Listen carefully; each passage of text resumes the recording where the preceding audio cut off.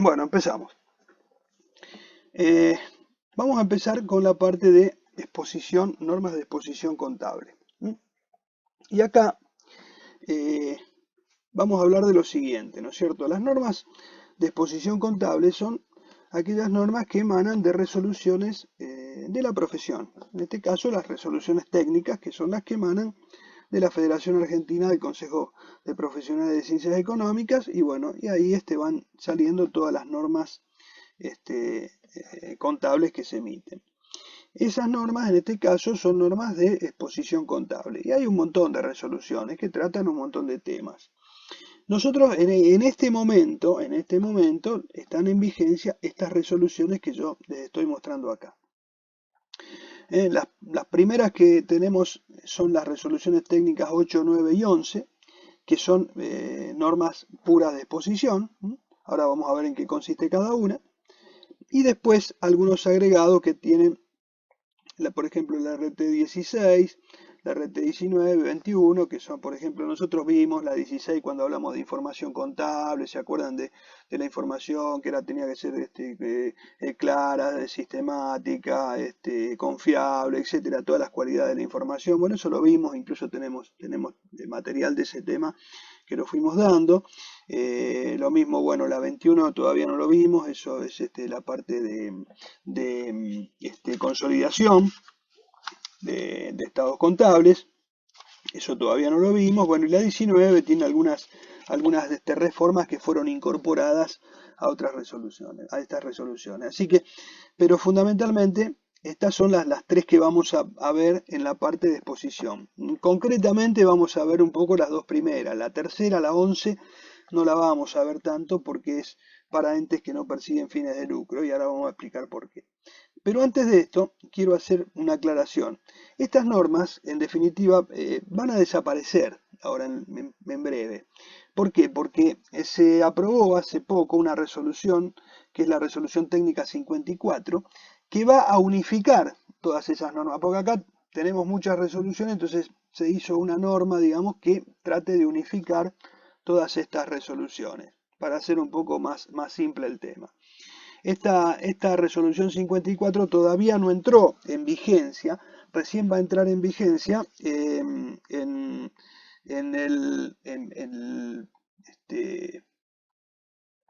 con fecha 1 de enero del 2024. No obstante, va a poder ser aplicada a partir del 1 de enero de 2023, o sea, los ejercicios que se inicien a partir de esa fecha. Pero, digamos, es lo mismo, va a ser una norma que va a unificar estas resoluciones. Entre esas resoluciones que van a estar dentro de esa norma están, bueno, la 6, que la 6 era la que hablaba de reexpresión de estados contables, que quedó reducida porque en un momento se sacaron, se incorporaron en otras partes esos artículos, y bueno, y en definitiva quedó muy reducida, pero es básicamente, ¿se acuerdan cuando hablamos de las normas de exposición, de reexpresión, que hablamos de anticuación de partida, etcétera? Bueno, esa resolución es la que maneja esos temas.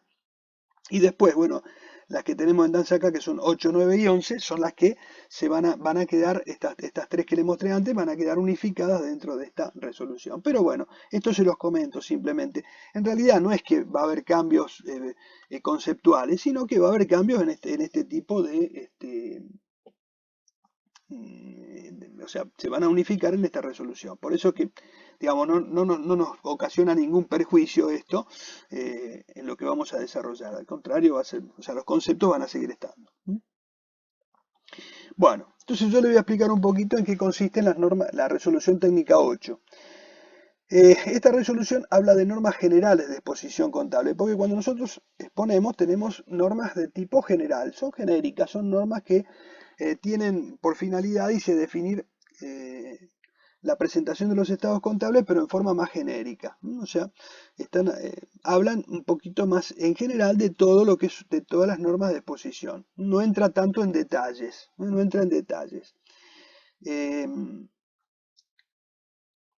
Cuando ya queremos entrar más en detalle, entonces aparece esta otra norma, que es la norma 9, la de resolución técnica 9, que habla de normas particulares de exposición de los estados contables. Entonces acá, digamos, tiene un poquito más grado de detalle. Por ejemplo, qué sé yo, en la 8 va a hablar que son activos, que son pasivos, etcétera. Por ejemplo, y en la otra les va a decir, les va a brindar un detalle de dónde clasificar cada cosa exactamente. Entonces, bueno, digamos, va un poquito más a lo más puntilloso. Esta es más genérica, por eso, pero en realidad no es que una es una cosa y otra es otra, no, se complementan, o sea, son normas que, digamos, se están complementando, no hay una diferencia, así, por decirlo, entre esas normas. Eso se van complementando simplemente. Bueno, entonces, y esta resolución técnica nueva entonces habla de normas particulares para la presentación de estados contables. Esto siempre, hasta acá, esta resolución, esta 9, habla específicamente de que les dice cuya actividad sea comercial, industrial o servicios. O sea, tiene que ser una empresa comercial, industrial o de servicios. ¿Eso qué quiere decir? Que esas empresas están persiguiendo fines de lucro. Fines de lucro. Y dice, excepto entidades financieras y de seguro, ¿por qué? Bueno, porque las entidades financieras y de seguro tienen sus normas particulares que las establecen las distintas, los organismos de control de esas entidades. O sea, por ejemplo, en el caso de entidades financieras, los bancos, bueno, tienen el Banco Central, que, digamos, le manda las normas que regulan la actividad bancaria, y entonces, bueno, ellos, digamos, le establecen, tienen sus normas propias. Lo mismo que las compañías de seguro, que tienen sus normas por la Superintendencia de Seguros. O sea que ahí, digamos, tienen su propia, digamos, su propio organismo de control que les fija las normas. Por eso están por separado. Incluso hay algunas diferencias en cuanto a cómo se presentan, porque por las características también de cada uno de los estados de la información que brindan. O sea, son muy específicos. Entonces, las de actividad comercial, industrial o de servicios, que son las entidades, todas las entidades que persiguen fines de lucro, bueno, ellas están reguladas, las normas particulares, por esta resolución técnica. Y entonces, hasta acá las comerciales. ¿Qué pasa? ¿Por qué diferencio las que persiguen fines de lucro de las que no persiguen fines de lucro? Bueno, porque para las que no persiguen fines de lucro están regidas por ahora por la resolución técnica 11, que habla de normas de posición particulares, pero específicamente, o sea, tienen la 8 y en lugar de tener la 9, la 11. O sea, la 8 que es general y la 11 que es particular. Para las que no persiguen fines de lucro. ¿Cuáles son estos entes? Bueno, son entes, por ejemplo, como instituciones deportivas, clubes, federaciones, sindicatos, asociaciones de profesionales, entidades benéficas y otras entidades que son, digamos, que no tienen como finalidad que el dinero que ganen se distribuya entre los socios. O sea, la diferencia con las entidades que persiguen fines de lucro es que, bueno, digamos, el producido, la utilidad que puedan obtener son ganancias para los socios, accionistas, etcétera, ¿cierto? Se pueden distribuir, todo. En cambio acá no, acá que es una entidad que no persigue fines de lucro, el dinero que se gana, que se obtiene, tiene que estar afectado a la actividad para la que han sido creadas, ¿cierto? Si una entidad que va a ser, no sé, obras de caridad, bueno, el dinero, la utilidad, todo va a quedar dentro de la empresa, no se va a distribuir y va a seguir, digamos, generando dentro de la entidad. ¿Y para qué? Para la consecución de los fines para los cuales fue creada. Bueno, mismo si es un club, si es una institución deportiva, social, lo que sea, bueno, el dinero que se obtiene, la ganancia que está, es para aprovecharla o afectarla a la actividad para la cual fue fundada o formada esa entidad.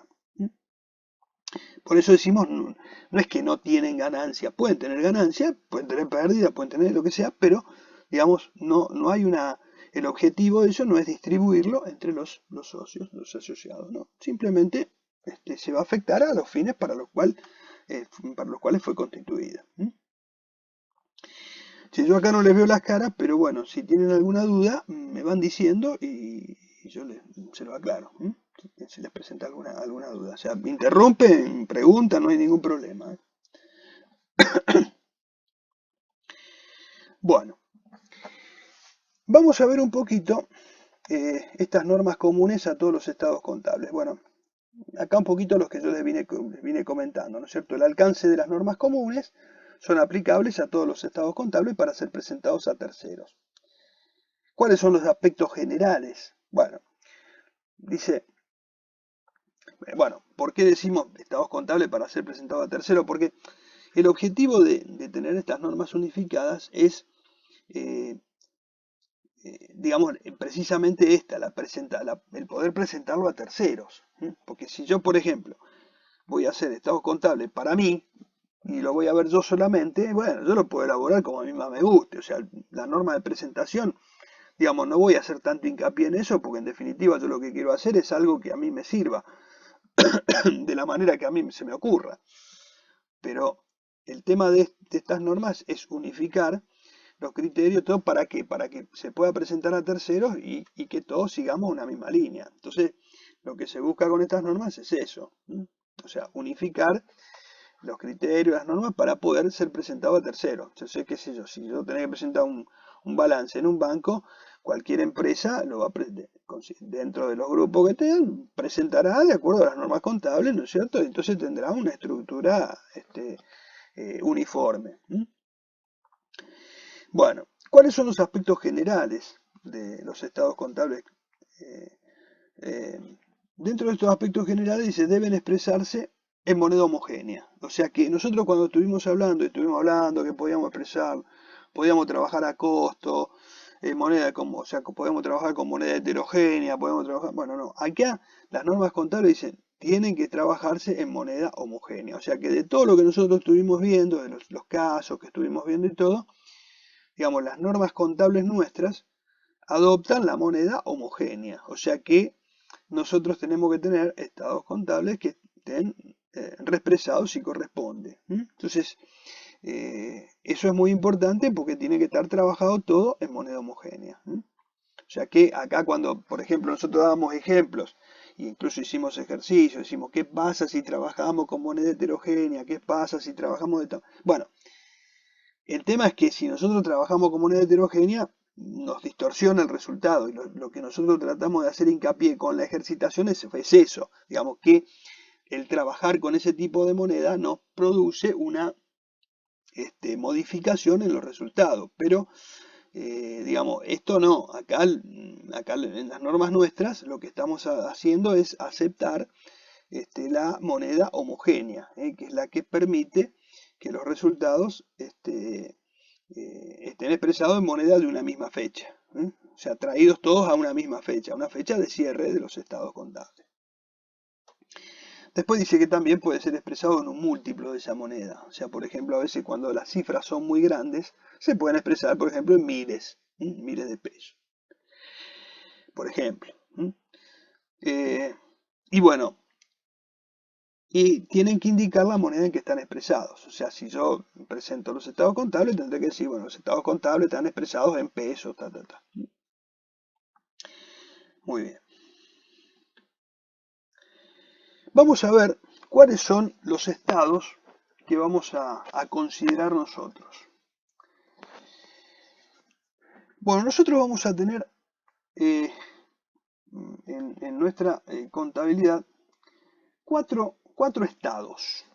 Cuatro estados dentro de los estados contables. Se van a dividir en cuatro. El primero va a ser el estado de situación patrimonial o balance general. Yo esto se los comenté, que normalmente uno dice el balance. En realidad, las normas contables dicen, si ustedes van a la resolución técnica 8, dice, el balance general es el estado de situación patrimonial solamente. O sea, no es todo el compendio del juego de estados contables. El juego de estados contables no es el balance general. El balance general es solamente el estado de situación patrimonial, es decir, activos, pasivos y el patrimonio neto en una línea. Ahora, inmediatamente lo vamos a ver. Vamos a ver un poquito no me adelanto a lo que vamos hablando, porque yo después tengo algunos cuadritos, entonces lo voy a explayar un poquito más. Entonces, ese es el primer estado básico de los cuatro.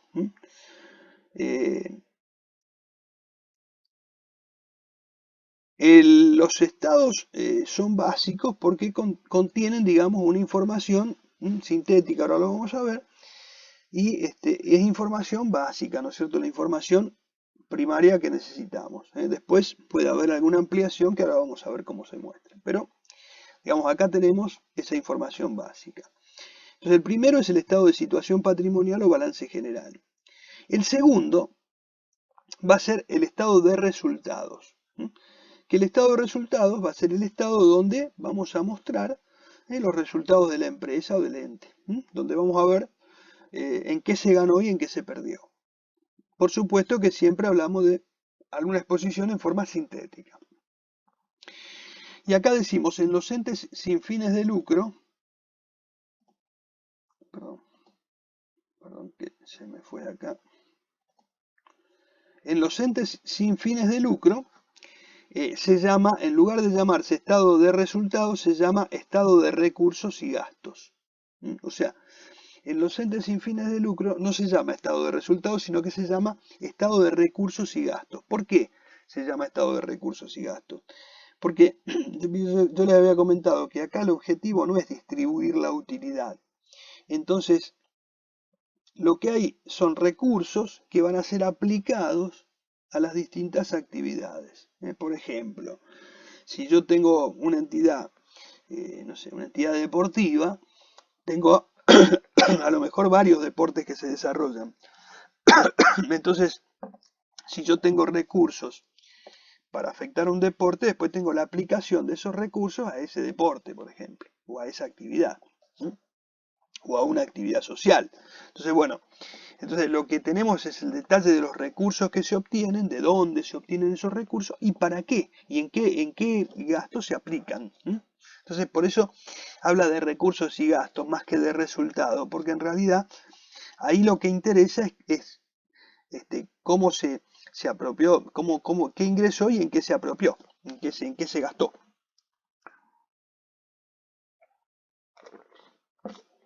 O sea, la finalidad acá es poder hacer frente a todas las actividades que se quiera hacer frente. O sea, digamos que hace la entidad. O sea, todas aquellas actividades que desarrolla, bueno, tratar de obtener los recursos para poder ser aplicados a esas actividades. Bueno, el otro estado que es importante es el estado de evolución del patrimonio neto. El estado de evolución del patrimonio neto, nosotros ya estuvimos viendo algo y ahora cuando desarrollemos toda esta bolilla, lo vamos a ver bastante en detalle. Les voy a dar incluso algunos indicadores, todo como para que ustedes lo tengan más clarito. Cosas que ya fuimos hablando, pues ya hicimos algunos comentarios importantes y ya fuimos viendo cómo es el estado de evolución del patrimonio neto, pero vamos diciendo acá en qué consiste, cómo evoluciona ese patrimonio. O sea, el patrimonio neto, acuérdense que es una de las patas de financiación de la empresa. O sea, el pasivo, por un lado, financia, es una forma de financiar el activo, y la otra parte de financiar el activo es el patrimonio neto, que es, digamos, los aportes de los propietarios más los resultados que no están distribuidos y que están dentro de la empresa. Eso, digamos, forma parte del patrimonio neto. ¿Y de evolución por qué? Bueno, porque estamos viendo en el tiempo, como en el periodo que estamos analizando, cómo evolucionó ese patrimonio neto. Una cosa importante que quiero aclarar es que el estado de situación patrimonial, por ejemplo, balance general, es un estado que contiene información, bueno, como su nombre lo dice, de carácter patrimonial. Patrimonial. Pero también tiene información financiera. ¿Por qué? Porque, por ejemplo, dentro del estado, por ejemplo, del activo, nosotros podemos tener información de bancos, de inversiones, etc. O sea, tenemos información también financiera. Entonces tenemos información patrimonial, o sea, el patrimonio, tenemos información financiera, o sea, la naturaleza de esa información es patrimonial y es financiera. Y el estado es un estado estático. ¿Por qué es un estado estático? Porque el estado de situación patrimonial presenta una determinada foto de la empresa a una fecha. O sea, yo cuando digo estado de situación patrimonial al 31 de diciembre de 2021, estoy diciendo cuál era el patrimonio de la empresa a esa fecha. Cuál era la situación financiera de la empresa a esa fecha.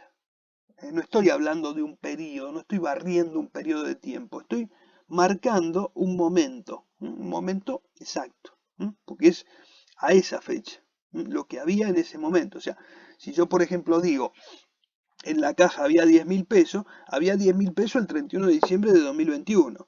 A lo mejor el 1 de enero o el 2 de enero ya no estaban, ya no había no había 10, había 12 o había 8, no sé, pero no era 10. O sea, yo estoy mostrando una foto a esa fecha.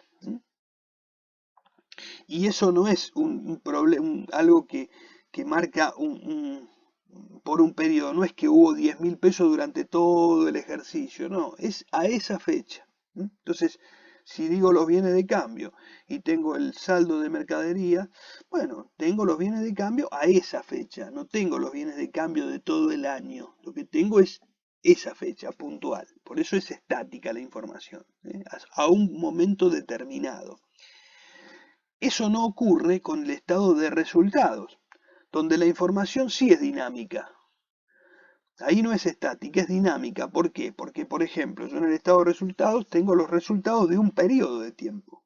O sea, yo sí tengo los resultados, no son al 31 de diciembre de del 31 de diciembre de 2021, sino son los resultados de todo el ejercicio. Si yo hablo de las ventas, son las ventas de todo el ejercicio. Si digo el costo de lo vendido de todo el ejercicio. Si digo los gastos de administración, son los gastos de administración de todo el ejercicio. Los gastos de comercialización de todo el ejercicio. El RECPAM de todo el ejercicio. Los intereses de todo el ejercicio. O sea, todo lo que hablamos ahí es de un periodo. Por eso la información de estado de resultados es dinámica. ¿Y es de qué naturaleza? Estamos hablando de resultado, por lo tanto es de naturaleza económica.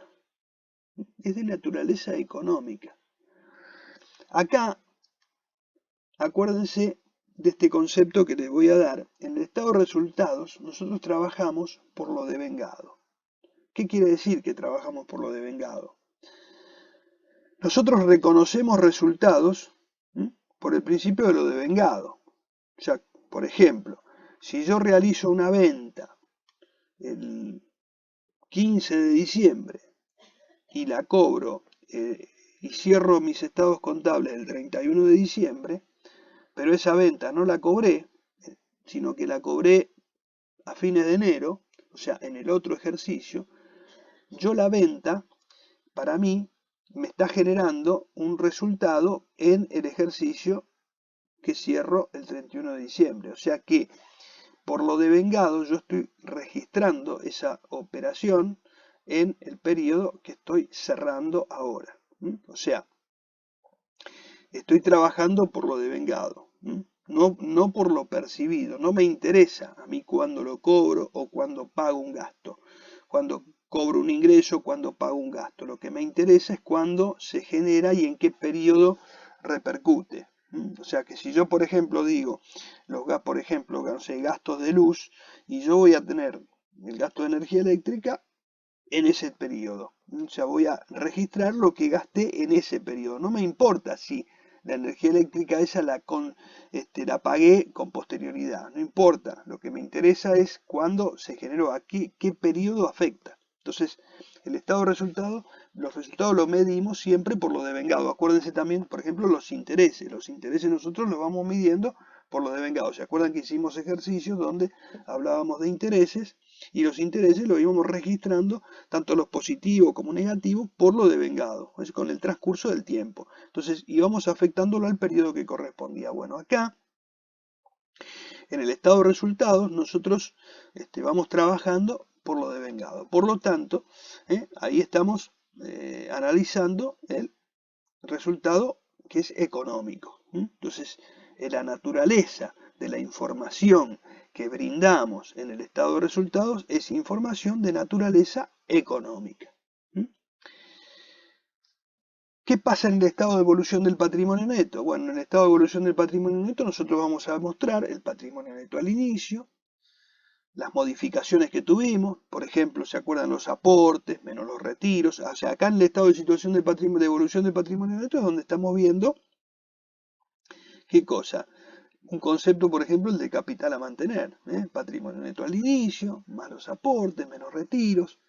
Ahí tenemos el capital a mantener, después los resultados del ejercicio y el patrimonio neto al cierre. Entonces, ahí ven que ahí tenemos una evolución durante el periodo. Entonces, este estado de evolución del patrimonio neto también es de naturaleza, tiene información dinámica, o sea, es dinámico, no es estático, porque va mostrando la evolución en un periodo, o sea, te lo muestra al inicio, los cambios que se produjeron en el medio y cómo llegó al final ese patrimonio neto. ¿Y qué información tiene?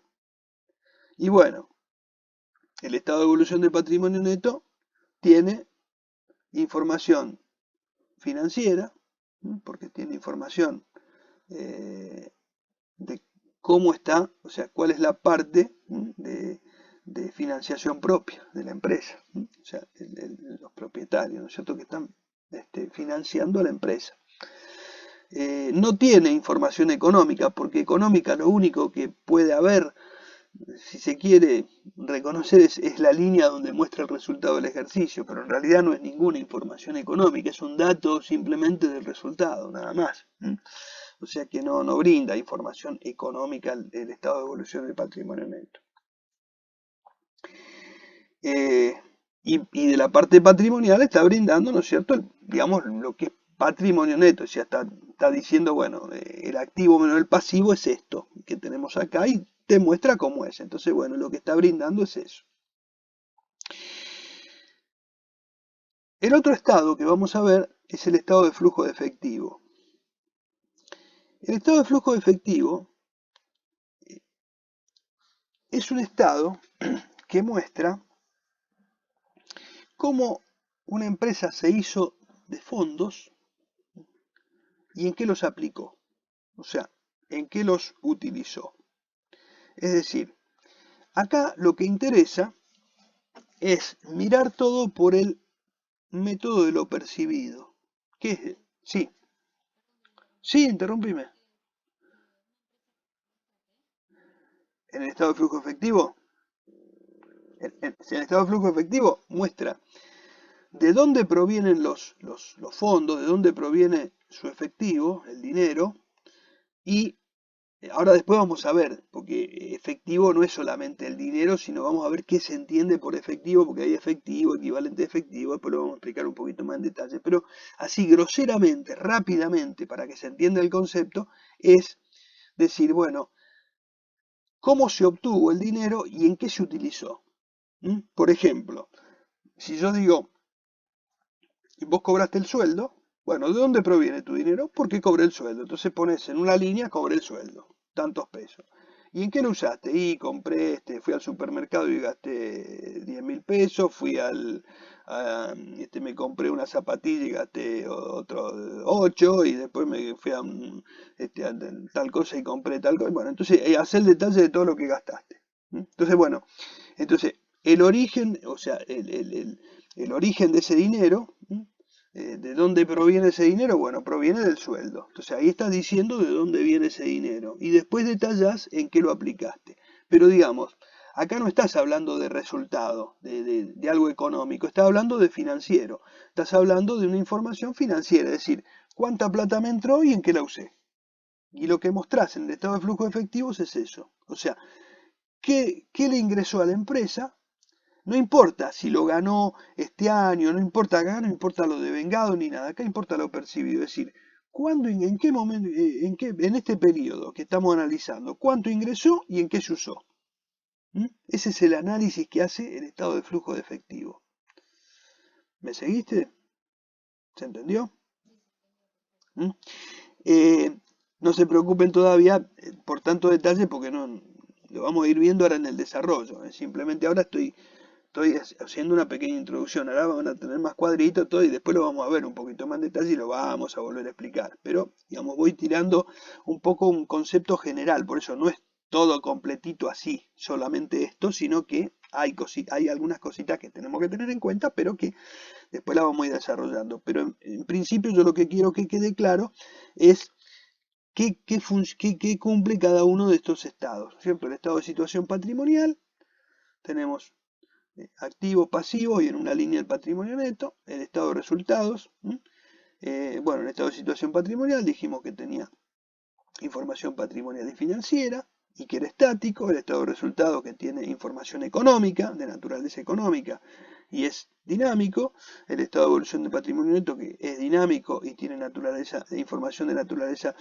financiera fundamentalmente y patrimonial también, no de resultados, no económica, y el estado de flujo efectivo que tiene información de naturaleza financiera, y es dinámico también. ¿Por qué? Porque también barre un periodo de tiempo, porque esto es lo que pasó en ese periodo de tiempo.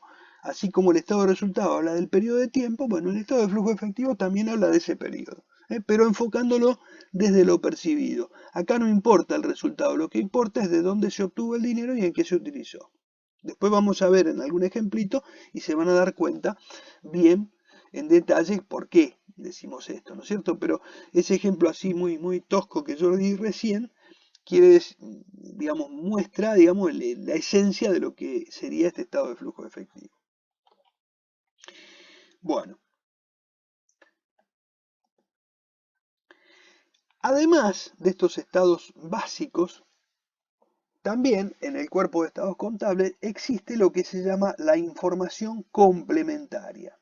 Esta información complementaria es una información que debe exponerse y que no está incluida en el cuerpo de los estados básicos, sino que forma parte de esos estados básicos.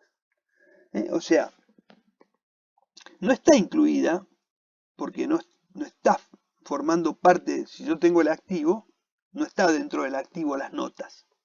Yo muestro el activo, pero en el activo, en los rubros que merezcan una nota, yo voy a referenciarlo, a hacer referencia a que tienen una nota y ustedes pueden ir a ver esa nota y ahí ver qué se amplía de ese rubro.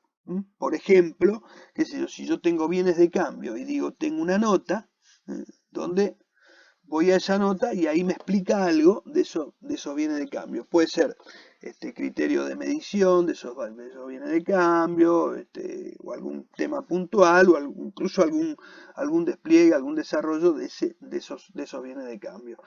Y así con todos los rubros, es decir, es una información que complementa la información básica. Por eso los estados básicos tienen información muy sintética y a veces cuando necesitamos hacer una ampliación, se amplía en una nota.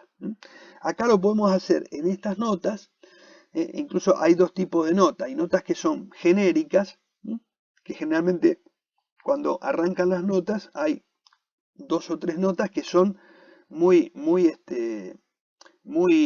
generales, que hablan de conceptos generales, es decir, si nosotros aplicamos ajuste por inflación, desde cuándo lo hicimos, desde cuándo reexpresamos, bla, bla, bla, ¿no es cierto? Por ejemplo, cuáles fueron las normas que utilizamos para exponer estos estados contables, ¿no es cierto? Bueno, trabajábamos con la norma, de acuerdo a la norma de resolución técnica 8, 9, todo lo que nosotros, todas las normas que fuimos utilizando. O sea, se hace un detalle, un resumen de eso.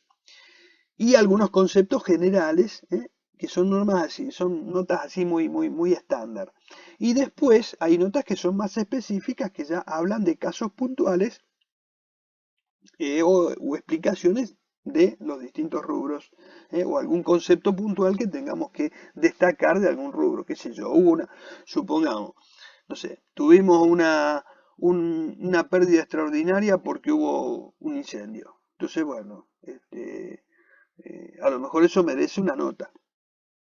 si es significativo, si repercutió mucho, si hay alguna, bueno, a lo mejor merece una nota para explicar por qué hubo una pérdida extraordinaria por esto, por esto, por esto.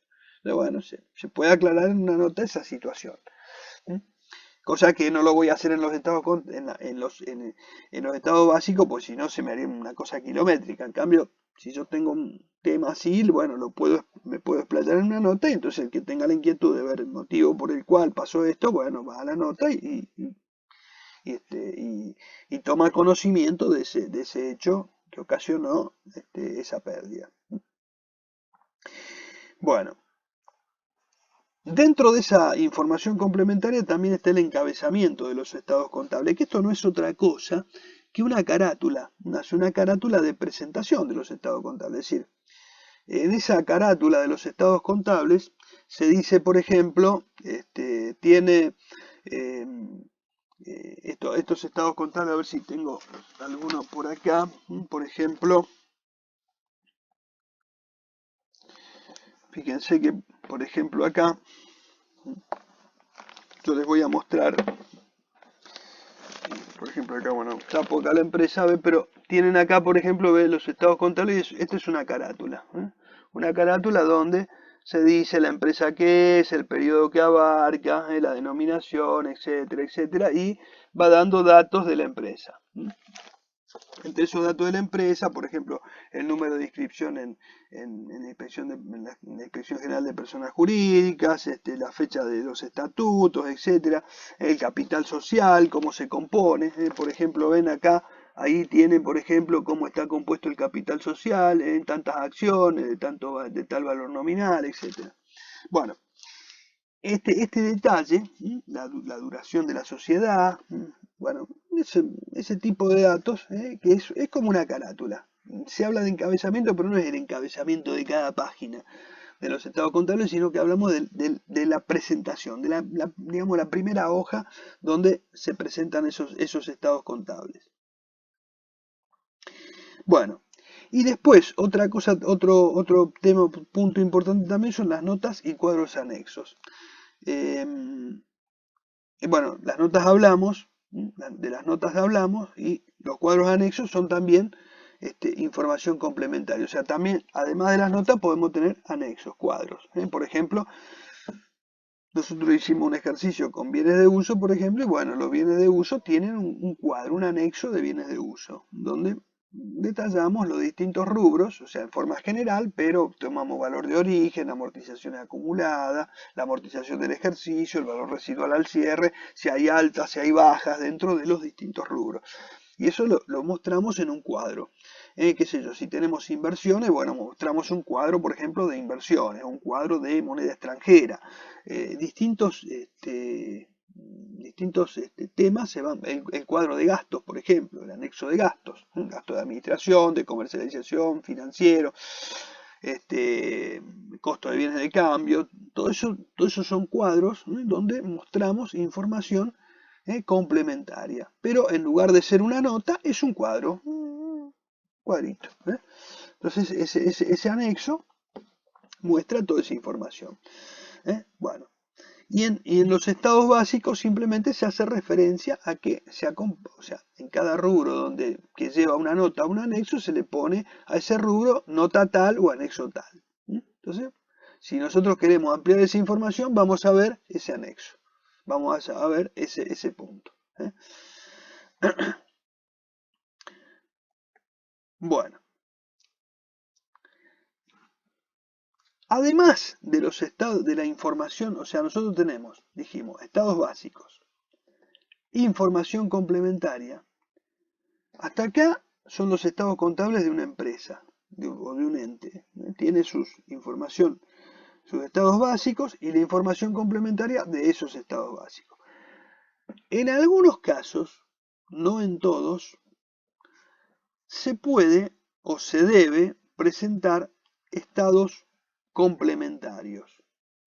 ¿En qué casos? Bueno, algunas entidades tienen que presentar balances o estados contables, mejor dicho, consolidados. ¿Consolidados con qué?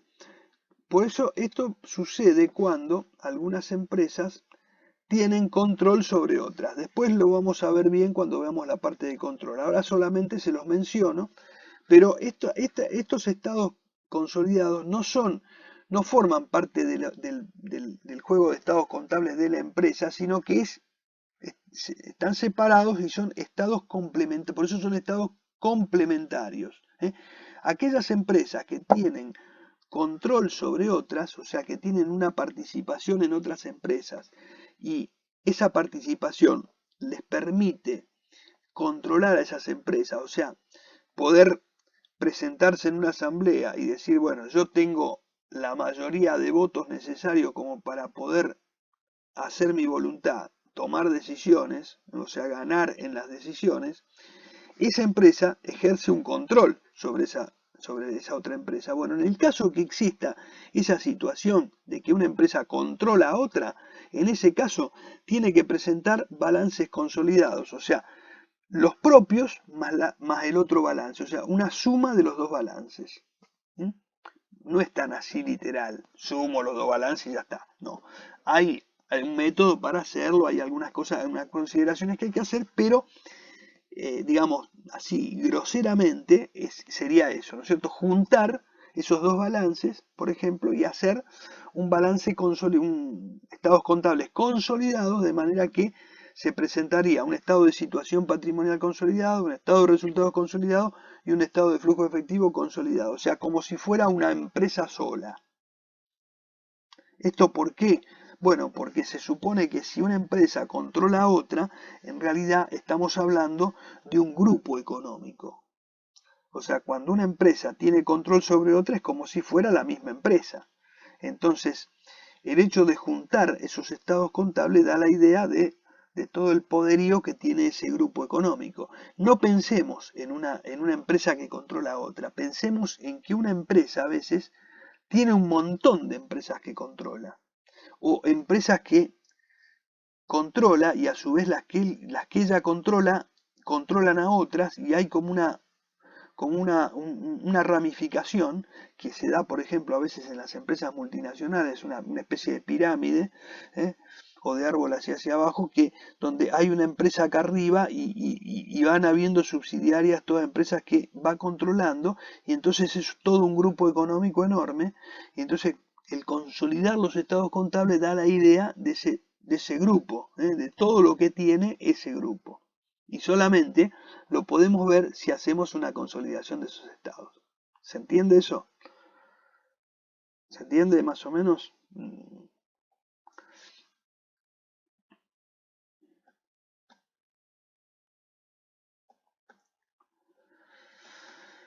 Bueno, acá se los explico un poquito. Para que digamos, acá me estoy anticipando un poco a lo que después vamos a ver, porque al final después vamos a tener, los últimos temas que vamos a ver van a ser esto, pero digamos, acá me anticipo un poquito al tema. Dice, una sociedad es controlante de otra cuando posee participación por cualquier título que otorgue los votos necesarios para formar la voluntad social en las reuniones o asambleas ordinarias. Implica poseer más del 50% de los votos posibles. O sea, ¿qué quiere decir esto? En las sociedades por acciones, por ejemplo, una acción tiene un valor X y es una parte en la que se divide el capital. En las sociedades de responsabilidad limitada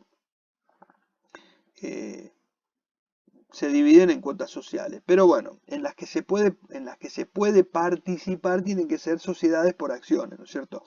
O sea, una sociedad para participar en otra, en la única sociedad que puede participar es en las sociedades que son por acciones. No puedes participar en una sociedad, en una SRL, porque la SRL es una sociedad de personas. O sea, una sociedad no puede participar en una SRL, porque la SRL, los socios tienen que ser personas físicas. En cambio, en las sociedades anónimas, el socio puede ser tanto una persona física como una sociedad. Entonces, en las sociedades anónimas se puede participar, puede una sociedad participar en otra. Entonces, las acciones que tienen derecho por un lado tienen derecho, son una participación del dinero, del capital, pero también tienen votos. Los votos, las acciones tienen votos, entonces el hecho de tener acciones de una empresa implica que yo tengo una cantidad de votos suficiente. Por ejemplo, si yo tengo el 55% de las acciones, supongamos que todas las acciones no tienen todas la misma cantidad de votos. A veces sí, y a veces puede haber distintas series de acciones que a veces tienen distinta cantidad de votos. Después lo vamos a ver más en detalle. Y vamos a hacer incluso algún tipo de ejercicio con eso. Pero tienen a veces más cantidad, a veces la misma cantidad de votos, por ejemplo, un voto por acción, o a veces hay acciones que tienen hasta 5 votos. Entonces, bueno, en ese caso, si yo a lo mejor tengo una cantidad X de acciones y a lo mejor tengo la participación del 55% del capital y a lo mejor los votos que reúno son el 55% de los votos, bueno, tengo control de esa empresa. ¿Por qué? Porque tengo los votos suficientes para ¿qué? Para esto que digo acá, para formar la voluntad social en las reuniones o asambleas ordinarias. O sea, las asambleas, digamos, el órgano volitivo, o sea, el órgano que hace la voluntad. Bueno, entonces, digamos, ¿y cómo se toman las decisiones? Y se toman por mayoría. O sea, cuando se tiene que decidir un tema, bueno, se vota y gana la mayoría. Si yo tengo la mayoría de los votos, tengo la mayoría tengo la decisión. Entonces, bueno, si tengo el 55, el 45 restante no le alcanza para ganarme. Entonces, digamos, tengo el poder de decidir. Si tengo el poder de decidir es que estoy controlando la sociedad. Entonces, bueno, por eso dice, para aquellas entidades que posean participación por cualquier título, no importa la cantidad de acciones que tengan, pero sí la cantidad de votos. Si los votos que tienen suman más del 50% de los votos posibles, tiene la mayoría de votos como para poder tomar decisiones y hacer prevalecer esas decisiones. Entonces, esos estados consolidados son los que ese grupo económico que está constituido por la sociedad controlante y las controladas por ella, forman ese grupo económico y hay que segregar la participación que tienen los terceros, o sea, los que son la minoría, los que no tienen la mayoría de esa sociedad. Bueno, pero esos, digamos, son los terceros, se consideran como terceros. El grupo económico, digamos, son la controlante más la porción que tiene de la controlada. La partecita que no tiene, que no controla, bueno, esa, digamos, le pertenece a terceros. Bueno, esa partecita, digamos, es la parte, digamos, que dice acá los intereses de terceros. Pero el grupo económico tiene que consolidar esos estados contables. Tiene que consolidar esos estados contables. La controlante consolida y arma estados contables como si fuera todo un grupo, toda una única empresa. Porque independientemente de que la parte que le pertenece a la minoría no le pertenece al que controla, porque hay una parte que no tiene, de la que no es dueño, no importa. A pesar de que no es dueño, igualmente toma decisiones sobre esa parte. ¿Por qué? Porque las decisiones las tiene esa controlante. O sea,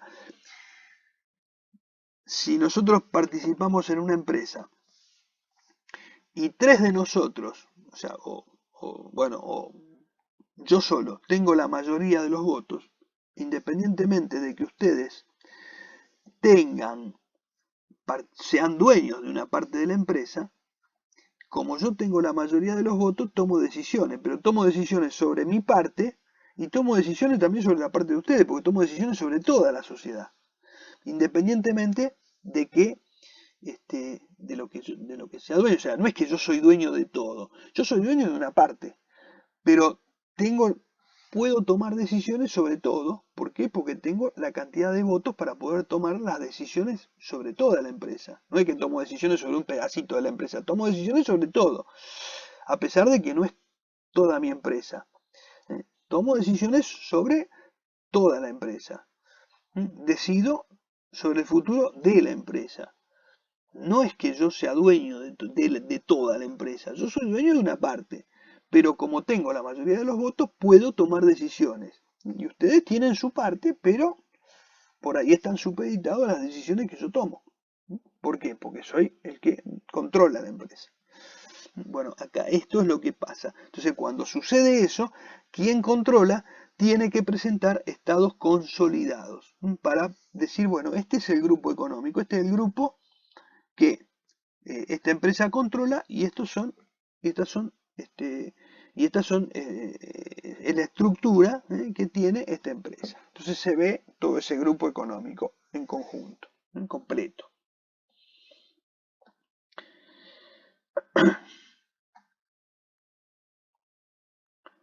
¿Alguna pregunta hasta acá? ¿Alguna duda? Sí, no entendiste, a ver. A ver, vamos a hacer así. Yo tengo, supongamos que tenés dos empresas, de las cuales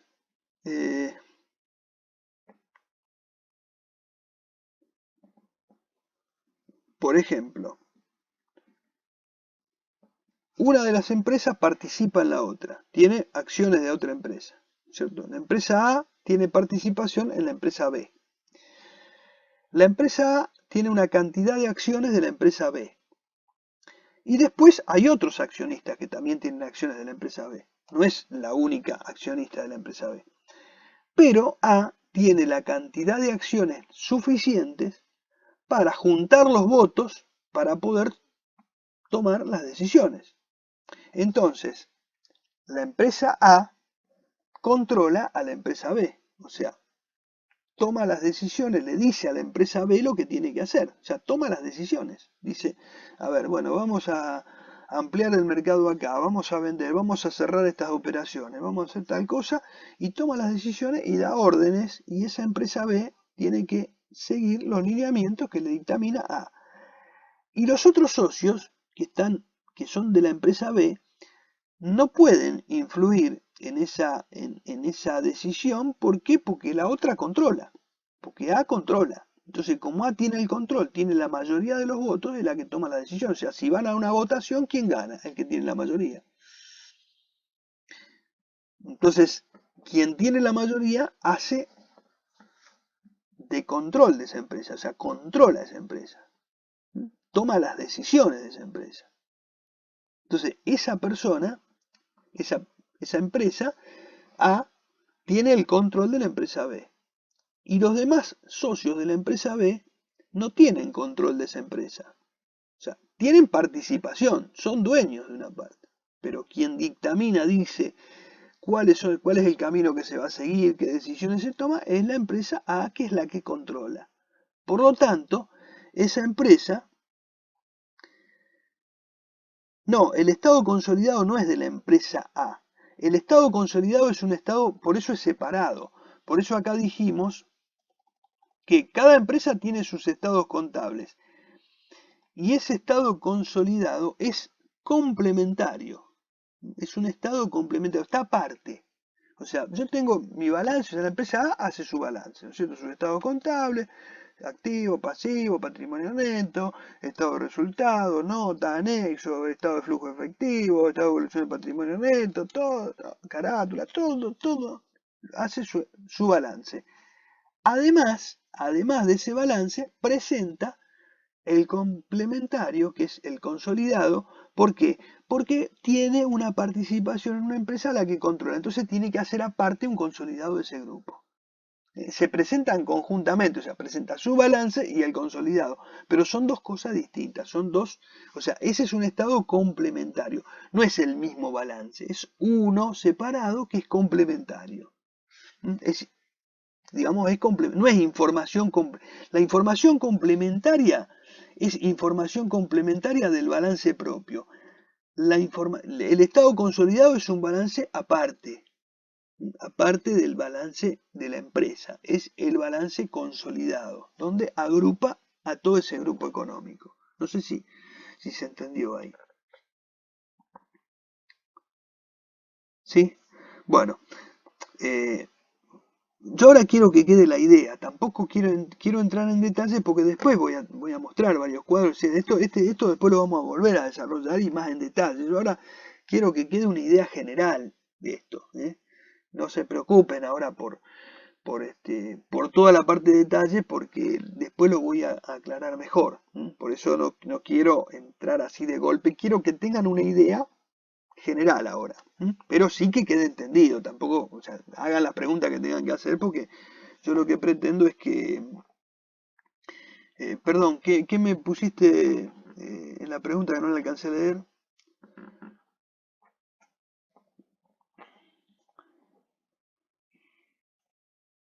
Me había escrito una consulta. Creo que... No sé si fue... Sí,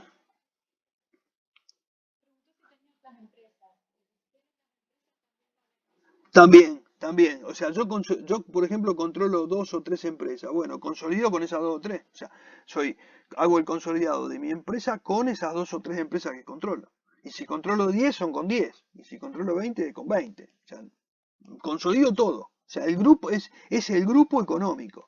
Por eso yo les decía que cuando, por ejemplo, las multinacionales, a lo mejor tenés una casa matriz en Estados Unidos y tiene sucursales, qué sé yo, en Brasil, en Argentina, en México, en Europa, qué sé yo, y bueno, y consolida después estados contables, pues hace un estado consolidado de todo ese grupo, ¿cierto? ¿Por qué? Porque es, digamos, como mostrar toda la empresa donde está ramificada y cuáles son todas sus subsidiarias, ¿no es cierto? Entonces se muestra todo ese grupo económico. Exactamente, exactamente. ¿Mm? O sea, cada país, por ejemplo, en este caso, reporta, pero eso a nivel, digamos, internacional. Si estuviésemos solamente dentro de Argentina, por ejemplo, bueno, sería una empresa, qué sé yo, a lo mejor tiene su sede, que son en Rosario, en Buenos Aires, donde sea, bueno. Y después a lo mejor tiene empresa, qué sé yo, tiene una subsidiaria en Córdoba, otra en Santa Fe, otra en Tucumán, qué sé yo, bueno. Y después, ¿qué pasa? Cuando cierra sus estados contables, hace su estado contable y después también hace el consolidado donde junta todo ese grupo económico y muestra, digamos, en conjunto toda esa empresa. O sea, por ejemplo, si yo digo, yo como empresa individualmente, tomada individualmente, yo digo, bueno, en el banco tengo 10 millones de pesos, pero si junto todas las subsidiarias que tengo 50 millones de pesos. Entonces, bueno, lo que estoy diciendo ahí sumo y entonces se ve en ese balance consolidado cuánta guita tiene todo ese grupo económico. Si miramos los bienes de cambio, los bienes de uso, lo que sea, van a ver cuánto tiene todo ese grupo económico. Entonces, digamos, es un balance mucho más grande y donde se va a ver, digamos, todo ese poderío que tiene ese grupo. Y es lo que se trata de mostrar con ese balance consolidado. Por eso se hace el balance consolidado. Para mostrar, digamos, en definitiva, cuánto tiene ese grupo. No sé si se entiende. Un poco es lo que quiero que quede como idea, como para empezar en el tema. Por eso digo que yo estoy arrancando con esto, pero es como para que vayamos metiendo en la cabeza esta idea. ¿Se entendió ahí? Bueno, perfecto. Bien. Bueno.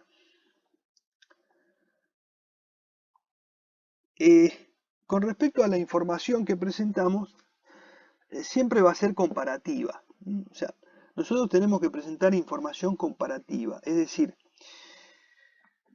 cuando nosotros presentamos estados contables, lo vamos a comparar con el ejercicio precedente. O sea, yo tengo, por ejemplo, un ejercicio completo. Pongamos que cierro los balances el 31 de diciembre. Los 31 de diciembre, bueno, tengo el balance cerrado el 31 de diciembre de 2021 y al lado lo comparo con el 31 de diciembre de 2020. Lo comparo y todo en moneda constante, o sea, todo represado a moneda de la misma fecha. O sea, si yo cierro, el que estoy mostrando son los estados contables del 2021, al lado copio el del estado 2020, pero, digamos, expresado en moneda de 2021, o sea, expresado en la misma moneda. Entonces tengo el estado actual y el estado anterior. Los comparo. O sea, ¿por qué? Bueno, porque ahí me permite ver, digamos, cómo estaba y cómo estoy. Si fuera un ejercicio completo, lo comparo con el ejercicio precedente. Si fueran ejercicios intermedios, esto se los doy a título informativo, tampoco pretendo que tengan todo esto en la cabeza, porque en realidad no quiero entrar tanto en el tecnicismo, sí, por lo menos que lo tengamos, ¿cierto? Que lo sepamos un poquito, pero es simplemente para que lo conozcan. O sea, si fueran, por ejemplo, ejercicio completo, bueno, comparo directamente con el balance cerrado en el ejercicio anterior, expresado al cierre. Y si, por ejemplo, fueran ejercicios intermedios, bueno, en el estado de situación patrimonial tomo el mismo estado a la fecha de cierre del ejercicio completo precedente y en el estado de resultado de evolución de patrimonio neto y flujo de efectivo el periodo equivalente del ejercicio precedente. O sea, por ejemplo, si yo cierro estados con... O sea, ¿cuáles son los ejercicios intermedios? Bueno, por ejemplo, las empresas que hacen balance, por ejemplo, a lo mejor trimestrales. Entonces, yo cierro el 31 de diciembre el balance general anual. Y después hago balance trimestrales, el 31 de marzo, 30 de junio, 30 de septiembre y 31 de diciembre ya el completo. Supongamos que al 31 de marzo tengo el primer trimestre del 2022. Entonces, esos estados contables yo lo comparo con el mismo estado a fecha de cierre del ejercicio completo precedente. O sea, miro cómo estaba el 31 de diciembre de 2021 y cómo está el 31 de marzo de 2022.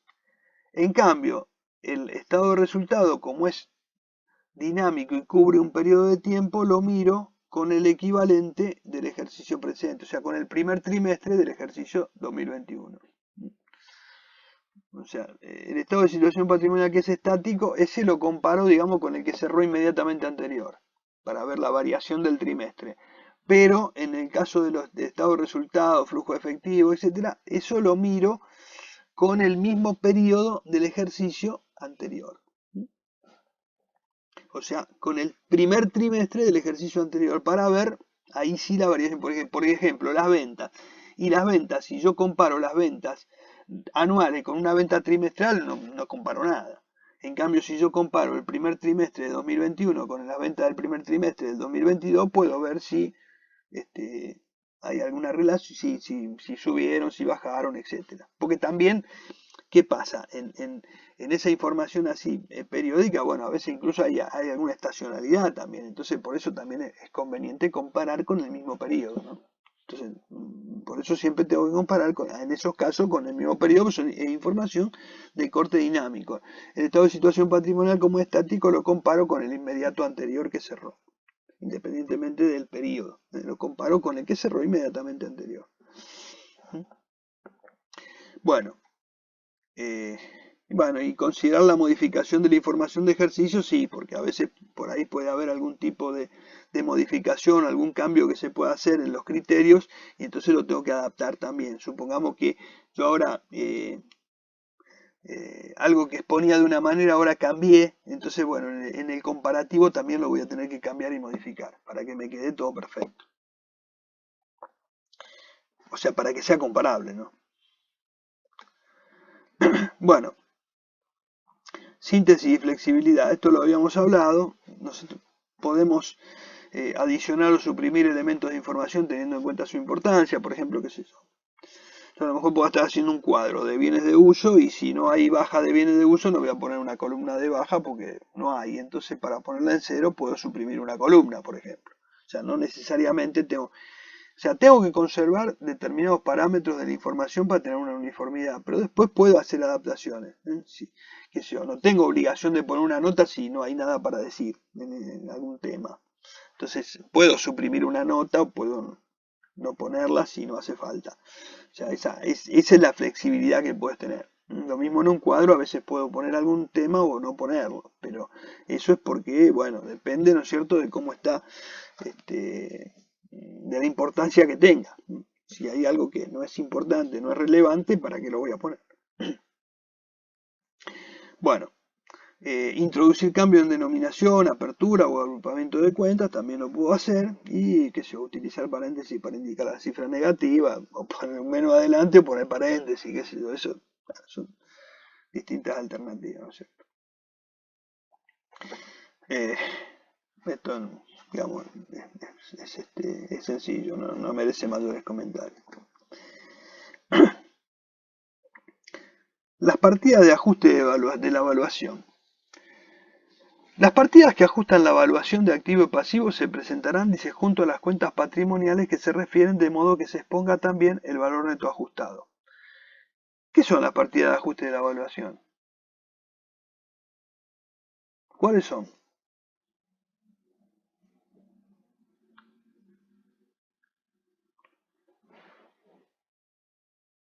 A ver, alguien que me diga. No, partidas de ajuste de la evaluación. No pensé en reexpresión, es otra cosa. Ajustamos la evaluación.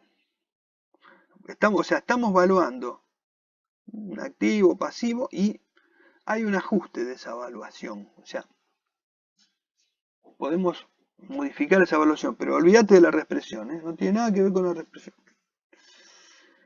¿Qué puede ser? Bienes de uso. ¿Qué cosa de bienes de uso? Acá me pone esa línea.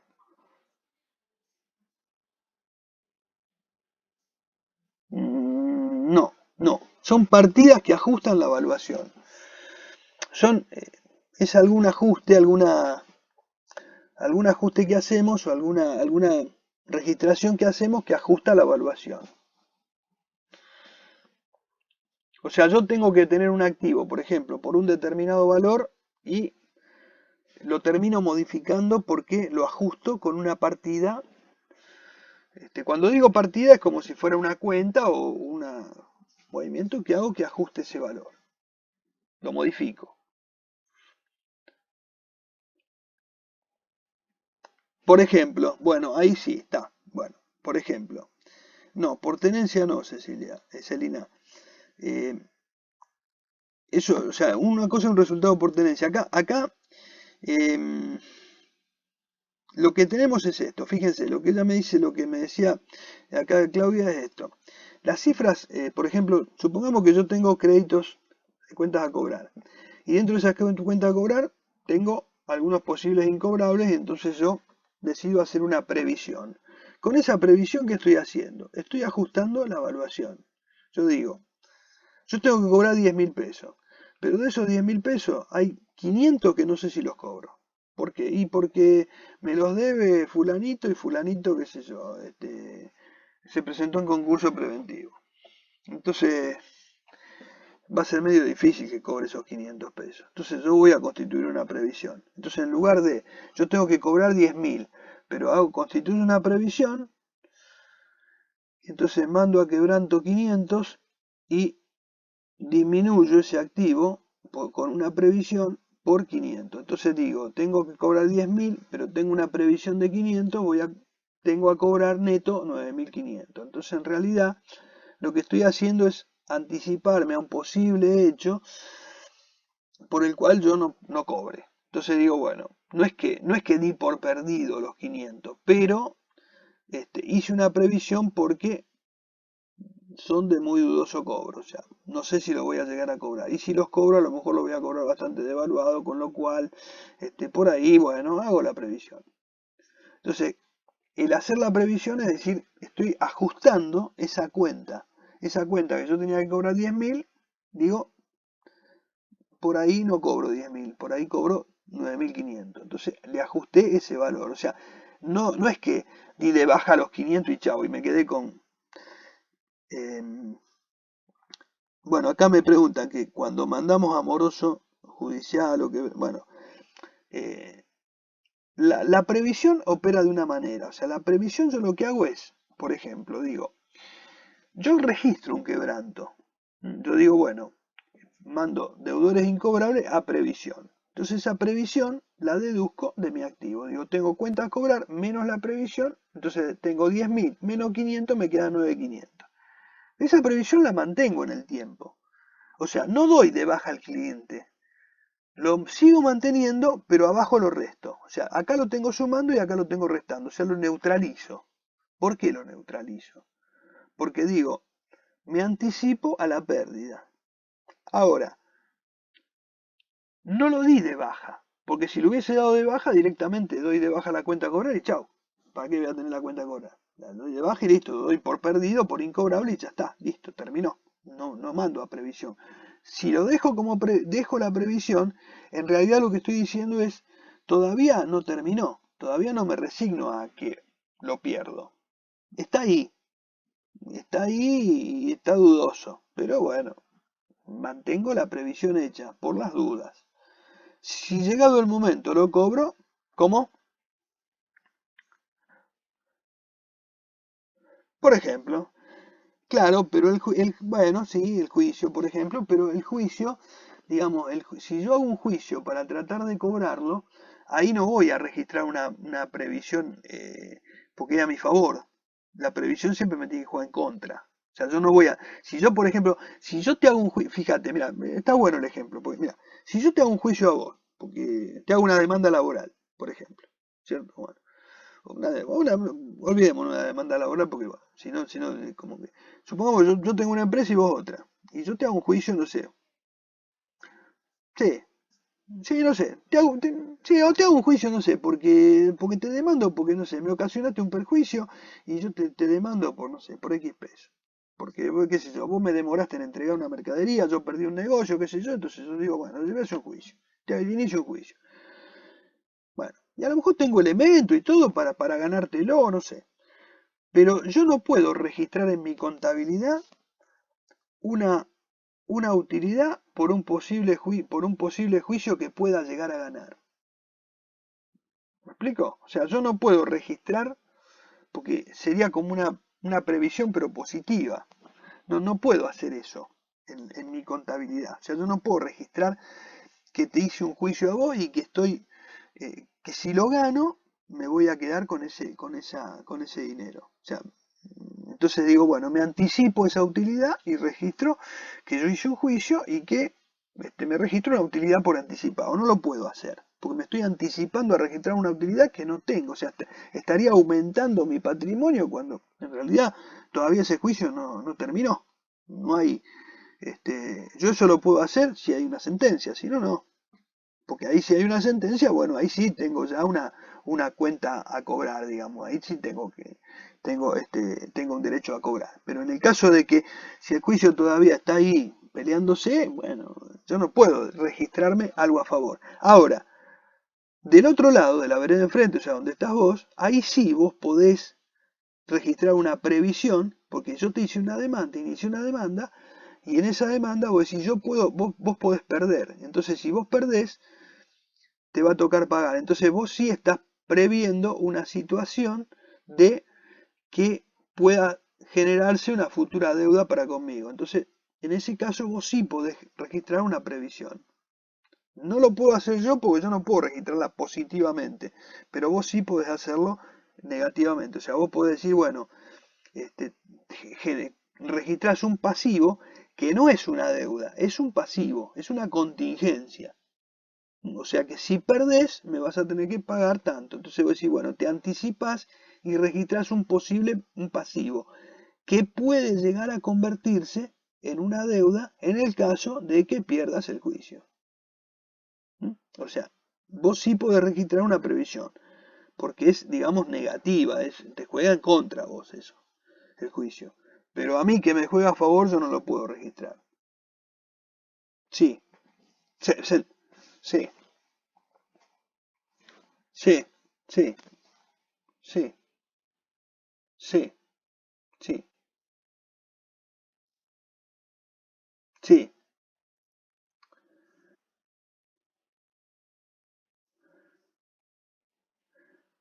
Pero eso, ahí no, ahí sí hace una previsión, porque, digamos, ya lo tiene registrado la cuenta a cobrar. O sea, supongamos que, olvídate del juicio. Eh, yo te vendí algo y vos no me pagaste. Entonces yo, digamos, te inicio acciones judiciales, acciones legales, para cobrarte. Pero yo tengo la cuenta a cobrar registrada. Yo ahí lo tengo registrado. Si registro una previsión es para disminuirla. ¿Me explico? O sea, Yo voy a registrar para disminuirla esa previsión. Entonces, yo sí la puedo registrar, porque yo no es que estoy agrandando mi activo, al contrario, lo estoy achicando con la previsión. Lo que después puede suceder es que vos me pagás o que te gane el juicio o lo que sea, y bueno, entonces ahí la recupero. Ahí, digamos, lo que mandé a quebranto ahora lo recupero, lo doy como ganancia. Pero yo sí eso lo puedo hacer porque estoy, digamos, estoy disminuyendo mi activo. Lo que hablamos antes es, por ejemplo, si por ejemplo yo te inicio un juicio a vos, yo no tengo ningún activo a cobrarte a vos. Porque yo te inicio un juicio, pero ese juicio no terminó. Está peleándose. Yo no sé si lo gano o no. Entonces, ¿por qué me voy a registrar una cuenta a cobrar con vos si no te lo gané? ¿Me explico? O sea, no me puedo registrar una utilidad porque sí. Porque entonces yo, qué sé yo, inicio una acción o mando una carta de documento, lo que sea, y me registro una utilidad. ¿Me explico? Ahí no puedo hacerlo. Ahora, del lado tuyo sí lo puedes hacer. Porque a vos, si yo te gano el juicio, te puede generar un quebranto. Entonces, vos lo que haces es decir, mira, yo me anticipo y si vos considerás que se justifica, decir, bueno, voy a registrar una previsión porque tengo posibilidad de perderlo el juicio. Entonces, lo que haces es registrás una previsión por la estimación que hagas y decir, bueno, tengo un pasivo con restifo de tanto. Si después ese pasivo, ese juicio, no lo perdés, bueno, lo recuperás, lo das vuelta y recuperás lo que mandaste a quebranto. Pero momentáneamente lo mandás a quebranto y constituís una previsión porque, digamos, lo dejás en el pasivo, no como deuda, sino como un pasivo contingente. O sea, sujeto a que se pierda el juicio. Pero, digamos, ya te anticipas y disminuís tu activo para decir, bueno, esto lo puedo llegar a perder. ¿Mm? Entonces es como que bajás tu patrimonio neto por las dudas. ¿Mm? Por eso es una previsión, no es digamos, no es una deuda, no es una deuda cierta. Las deudas son ciertas, las previsiones son contingencias, acordémonos de eso. Las contingencias están sujetas a que, por ejemplo, en este caso, pierdas el juicio. Si no perdés el juicio, todavía no perdiste nada. Por eso no hay deuda, no hay obligación de pagar. Vos vas a tener obligación de pagar el día que pierdas el juicio y que ya no tengas chance de apelar o no quieras seguir apelando y digas, bueno, ya está, asumo y pierdo y pago. Bueno, entonces en ese caso, ahí sí registras la deuda, pero antes no. Lo que haces es registrar un pasivo, o sea, lo mandás a pasivo, pero como una contingencia. ¿Sí?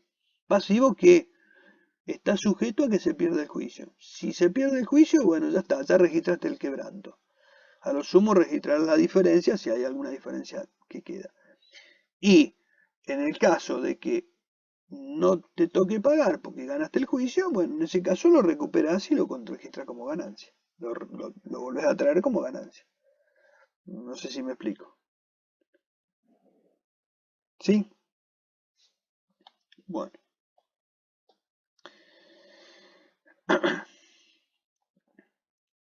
Entonces, por eso, bueno, repasando un poquito todo esto, decimos las partidas que ajustan la evaluación de cuentas de activo-pasivo se presentarán junto a las cuentas patrimoniales que se refieren de modo que se exponga también el valor neto ajustado. Para ellas se deducirán, por ejemplo, en los bienes de uso, una partida de ajuste de la evaluación son las amortizaciones acumuladas. Yo voy deduciendo amortizaciones y el bien de uso, el valor residual, se va achicando. Entonces, ¿por qué? Porque la amortización me va ajustando el valor del bien. Esa es otra de las partidas que ajustan la evaluación. Y bueno, en el caso acá de incobrable, lo que hablamos todo recién.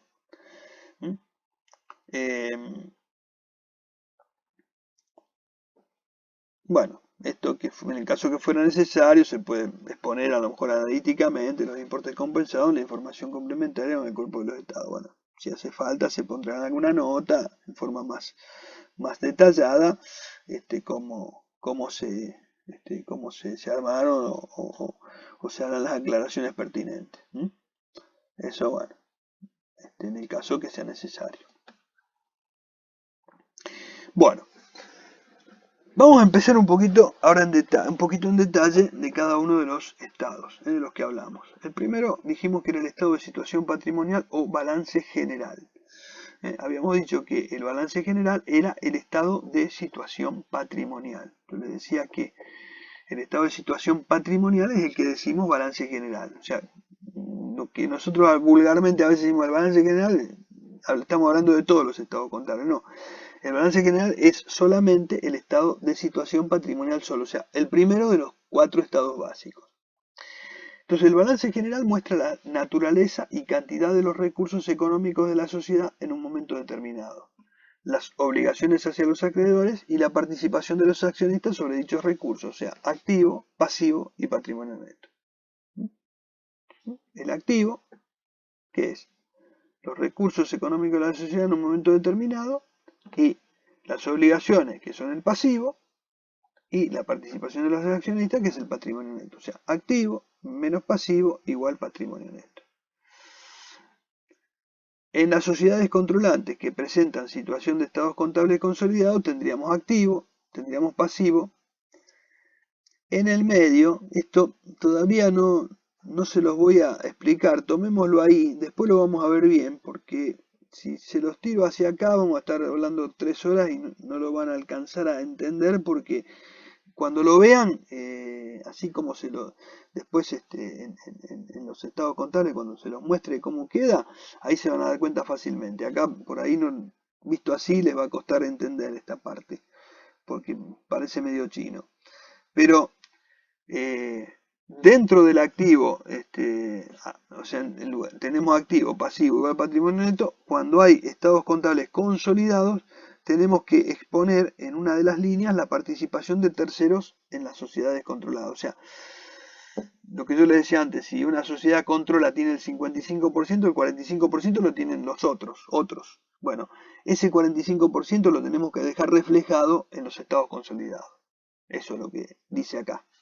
Después vamos a ver cómo, porque no voy a entrar en detalle porque tendría que dar toda la explicación y me estoy anticipando. Pero la idea es esa, o sea que en el caso de los consolidados, si la minoría tiene una parte, bueno, ahí lo tenemos que dejar expresado, eso, mostrarlo, eso, simplemente eso. Bueno,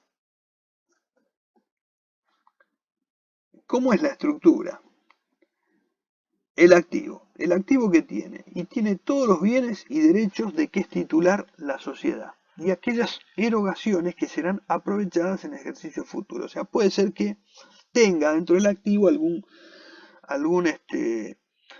algo que a lo mejor haya sido una salida de dinero, pero que, digamos, la tengo activada porque todavía no lo utilicé, no lo consumí.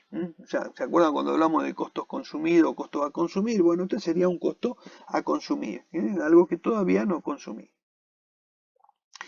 O sea, me generó un costo porque tuve que hacer una erogación para obtener el bien, pero todavía no lo consumí, todavía no está consumido.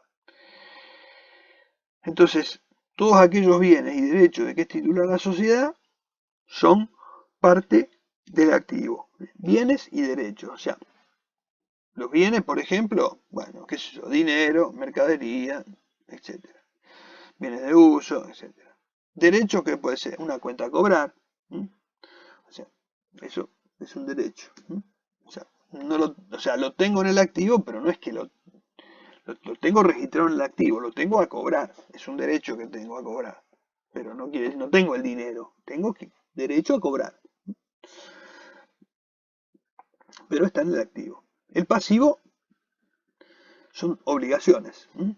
Y tenemos dos tipos. Lo terminamos de hablar recién. O sea, obligaciones ciertas y las contingencias. O sea, las obligaciones ciertas, ¿qué son? Son aquellos aquellos pasivos, ¿no es cierto?, que tenemos que afrontar. Y las contingencias son aquellas obligaciones, o sea, no son, digamos, obligaciones, son las previsiones, lo que dijimos recién que contabilizamos como previsiones.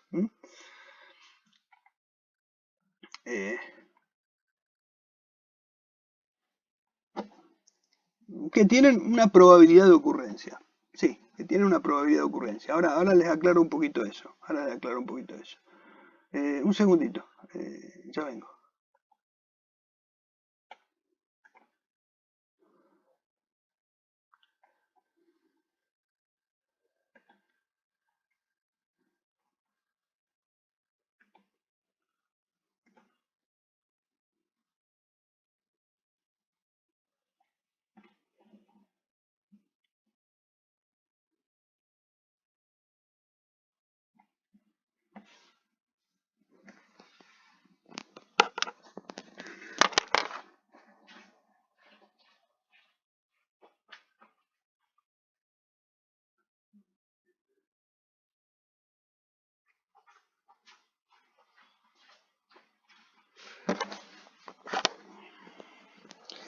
Bueno, te aclaro una cosa, con el tema de las contingencias. Vos me dijiste que tiene una alta probabilidad de ocurrencia. A ver, esto lo vimos, tiene que haber algunos cuadritos que vimos del tema de previsiones, pero lo aclaro y está bien que lo aclaremos ahora.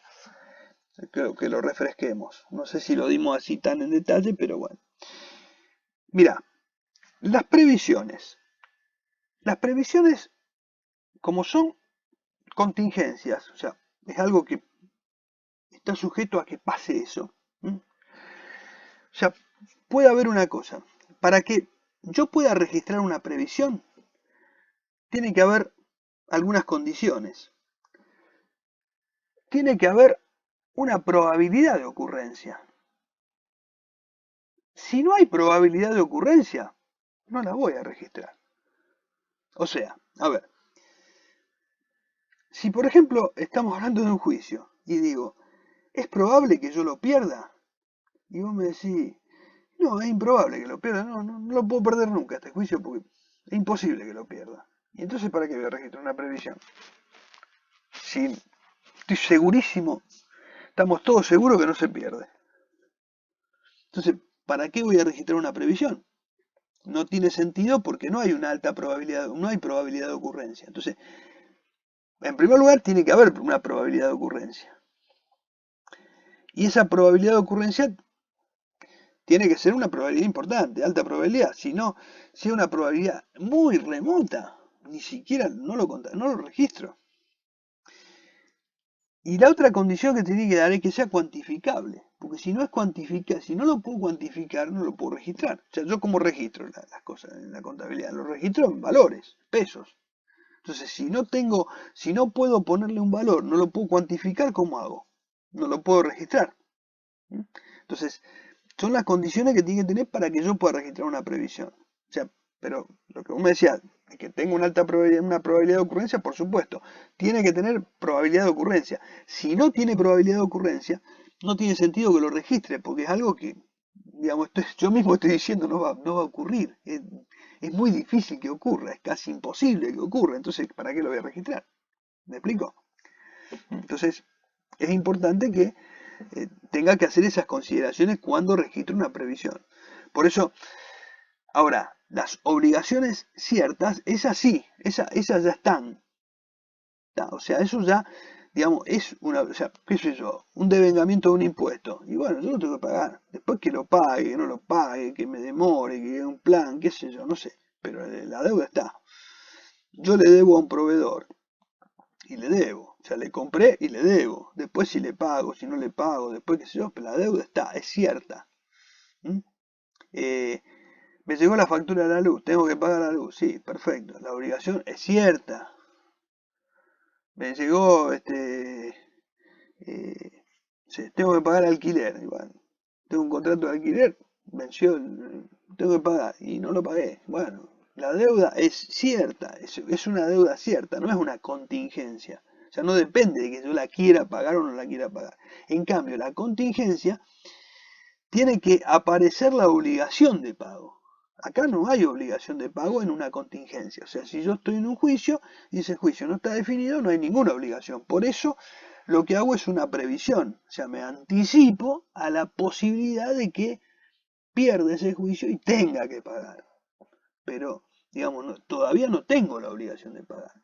Puede que tenga la obligación. Entonces, cuando tenga la obligación, va a pasar de contingencia acá, a obligación cierta. Pero ¿cuándo va a pasar? Cuando, digamos, ocurre el hecho que me obligue a pagar. Entonces, ahí sí ya deja de ser una contingencia para convertirse en una deuda.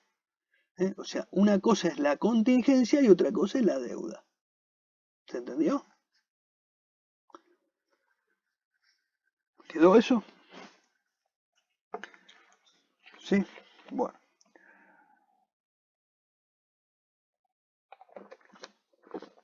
Bueno. Y por supuesto, el patrimonio neto, dice, resulta del exceso del activo sobre el pasivo. En realidad, nosotros, ¿cómo lo definimos siempre? Bueno, que el activo es la inversión total o los recursos totales y está soportado ¿por qué? Por el pasivo y por el patrimonio neto. O sea, cuando nosotros decimos activo menos pasivo, o sea, como decíamos acá, activo menos pasivo igual patrimonio neto, si pasamos el pasivo acá, sumando decimos que el activo es igual al patrimonio neto más el pasivo. Con lo cual, digamos, el activo estaría soportado parte por terceros, o sea, por lo que se debe, y parte por lo que aportaron los propietarios. Bueno, y acá, bueno, vuelvo a hacer hincapié en lo que decía antes, la participación de terceros en las sociedades controladas, decía que en los estados contables consolidados representa la parte del patrimonio neto de sociedades controladas que es propiedad de terceros, que son accionistas no controlantes ajenos al grupo económico. O sea, esa minoría que no controla la empresa, digamos, la exposición la tenemos que hacer en el consolidado, lo tenemos que poner, pero dentro de como una participación de terceros en sociedades controladas. Después lo vamos a ver un poquito más en detalle. Cuando veamos el cuadro lo vamos a ver bien ahí. Le voy a marcar bien cuál es la diferencia. Pero, digamos, esto lo tenemos en las sociedades controladas. Cuando se hace, digamos, estados contables consolidados. Después, cuando entremos en ese tema, lo explico mejor para que les quede claro. Porque así cuando lo ven en el cuadro, en los estados, lo van a ver mucho más claro. Acá a lo mejor les voy a llenar de palabras, pero les va a costar entenderlo. Cuando lo vean ahí en el estado, se van a dar cuenta fácilmente cómo es. Bueno. Partidas integrantes del activo y del pasivo. Dice, se clasifican esas partidas en corrientes y no corrientes. ¿Qué son corrientes y qué son no corrientes? O sea, tenemos tanto activo como pasivo, se dividen en corrientes y no corrientes. Pasivo, corriente y no corriente. ¿Qué son corrientes? Bueno, los rubros del activo, corriente y no corriente, ¿qué es corriente? ¿Qué es el activo, por ejemplo, corriente? ¿Qué entendemos? ¿Qué entienden por activo corriente? Y por...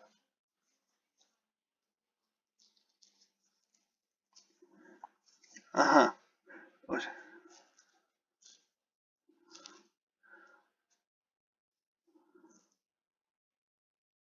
claro, o sea, todos aquellos activos que o bien ya son efectivos, como por ejemplo dinero en caja, banco, etcétera, que es corriente, disponible, más todos aquellas, por ejemplo, cuentas por cobrar, todos los derechos, por ejemplo, que considero que voy a recibir dentro de los próximos 12 meses de cerrado el ejercicio.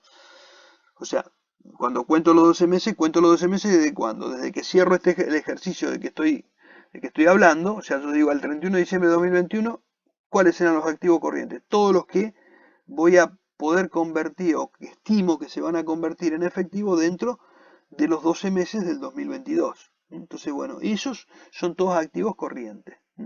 Por ejemplo, las cuentas a cobrar, por ejemplo, las mercaderías, que pienso que las voy a vender dentro de ese periodo. Entonces, bueno, todo eso lo considero corriente.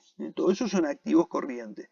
Por eso los bienes de uso generalmente son no corrientes. ¿Por qué? Porque, digamos, los pienso mantener. O sea, no es que salvo que, por ejemplo, haya algún bien de uso que yo lo tenga puesto a la venta y entonces a lo mejor lo saco del corriente y lo paso, del no corriente y lo paso al corriente. Porque digo,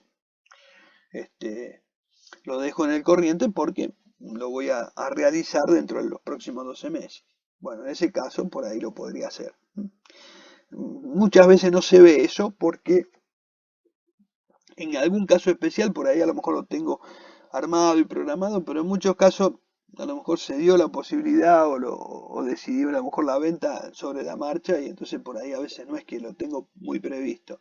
Salvo a lo mejor, qué sé yo, que sea algún tipo de bien que tenga cierta significatividad y que por ahí sí lo vengo pergeñando. Eso, por ejemplo, que si a lo mejor tengo un inmueble que digo, mira, este inmueble yo lo voy a vender y esa plata que lo tengo ahí no lo uso para nada y entonces voy a vender ese inmueble y con ese dinero voy a hacer otra cosa, voy a ampliar la planta, qué sé yo, voy a hacer otra cosa. Entonces, bueno, entonces a lo mejor o voy a comprar mercadería. Entonces, bueno, entonces ese bien que lo voy a vender y lo voy a convertir en mercadería, digamos, va a dejar de ser un no corriente para pasar a ser un corriente, entonces por ahí lo puedo pasar al corriente y lo clasifico como corriente. Pero son casos a lo mejor puntuales que puedo llegar a analizar.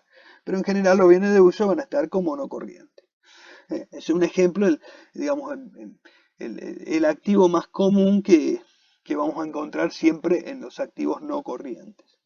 Son aquellos que no se van a realizar dentro de los próximos 12 meses. Puede haber activos que sean parte corriente y parte no corriente. Que si yo tengo una cuenta a cobrar en 36 meses. Entonces digo, bueno, los próximos 12 meses los tengo como corriente y los que excedan esos 12 meses los tengo como no corriente. ¿Por qué no lo voy a cobrar dentro de los próximos 12 meses? Entonces, bueno, lo puedo también dividir. Y lo mismo me va a ocurrir con el pasivo. O sea, yo tengo un pasivo, tengo una deuda, tengo un crédito, un préstamo, y ese préstamo lo saqué a 4 años. Y bueno, digamos, las cuotas que me van a vencer en los próximos 12 meses las clasifico dentro del pasivo corriente. Y las que exceden esos 12 meses las dejo en el no corriente. Entonces, bueno, y a lo mejor es de la misma obligación, pero la divido, la puedo dividir, porque abarca más de un periodo.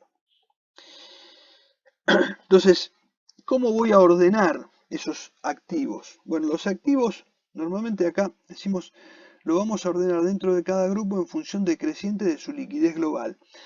En el caso de los activos, nosotros vamos a tener que los activos van a ir decreciendo, van a ir ordenándose por orden decreciente de liquidez. O sea, fíjense que primero siempre están los más líquidos. Yo siempre, ¿qué tengo al principio? Caja, bancos, o sea, lo más disponible, todo lo que es dinero, ahí, ya, lo tengo ahí. Eso lo tengo como, es el primero que tengo ahí como corriente, lo más líquido. Después, ¿qué viene? Vienen las inversiones corrientes, por ejemplo, que yo tengo títulos, acciones, inversiones de plazo fijo, bonos, títulos, qué sé yo. Todo lo que pueda tener, digamos, inversiones que pueda tener así, digamos, que pueda comprar, vender, bueno, esas las tengo, son corrientes, bueno, esas las tengo, digamos, dentro del activo corriente. Y vienen detrás de la disponibilidad. Después que vienen las cuentas por cobrar, porque son menos líquidas que las otras, pero más líquidas que las que siguen. ¿Cuáles son las que siguen? Por ejemplo, si yo tengo cuentas por cobrar por venta, después tengo mercadería. ¿Por qué? Porque las mercaderías son un poco más, menos líquidas que las cuentas por cobrar, porque la mercadería la vendí a un cliente y ahí se me convirtió en cuenta a cobrar. Entonces, primero tengo que vender la mercadería para que después se me convierta en cuenta por cobrar y después se me convierte en efectivo. Entonces, digamos, voy poniéndola siempre lo menos, o sea, de lo más líquido a lo menos líquido. O sea, voy llegando a lo menos líquido, ¿cierto? Viene de cambio, por ejemplo. Y después ya, por ejemplo, los no corrientes, que son, viene de uso, bueno, ese menos líquido todavía, porque, digamos, no sé si alguna vez lo vendo, ese bien, qué sé yo. Entonces, voy haciendo de lo más líquido a lo menos líquido. Fíjense que ahí en el activo se da esa situación. Esa situación en el pasivo no se da así, no se pone lo que es más exigible a lo menos exigible, no se ponen por orden decreciente de exigibilidad. Porque en el pasivo clasificamos de otra manera. Por ejemplo, se clasifican por tipo de obligaciones. La única, La única división así grande que hacemos es las deudas que son ciertas, las obligaciones ciertas y las contingencias, o sea, las deudas y las previsiones. Las obligaciones que son ciertas son las deudas y las contingencias, en este caso, son las previsiones. Esa es la primera clasificación. Ahí sí, bueno, hay un orden por ahí decreciente, ahí sí podemos decir que hay una diferencia porque, digamos, las deudas son ciertas y generalmente, bueno, tienen una fecha de vencimiento y yo ya tengo claro la previsión, qué sé yo, todavía ni siquiera sé si se va a dar. Entonces, digamos, ahí sí es menos exigible, o sea, todavía ni siquiera son exigibles. Pero, por ejemplo, dentro de lo que son las deudas, nosotros no tenemos las deudas, no vamos de las que son más exigibles más rápidamente a las que son menos exigibles, o sea, o se dilatan en el tiempo su exigibilidad. No, porque, por ejemplo, las deudas las clasificamos por ejemplo, deudas comerciales, deudas bancarias, deudas financieras, sociales y fiscales. O sea, por ejemplo, deudas comerciales, ahí que tenemos todas las deudas con proveedores, después, por ejemplo, las deudas bancarias, y bueno, son las deudas bancarias y financieras, bueno, son las deudas que tenemos con las entidades bancarias o con cualquier otra entidad financiera. Después tenemos, ¿qué cosa? Las deudas sociales. ¿Qué son las deudas sociales? Los sueldos, las cargas sociales, todo eso son deudas sociales. Las deudas fiscales, que son los impuestos. Pero fíjense que son clasificaciones dentro por grupos de deuda, pero no estamos haciendo un orden de exigibilidad en el pasivo, sino que hacemos una clasificación por tipo de deuda. Comerciales, bancarias, financieras, sociales, fiscales y otras deudas. O sea, hacemos una apertura de ese tipo. Obviamente, respetando lo que es corriente y no corriente, eso sí. Pero no hacemos, no están por orden decreciente de exigibilidad, sino que están ordenadas por tipo, por grupo de deudas. O sea, es distinto al ordenamiento que tiene el activo.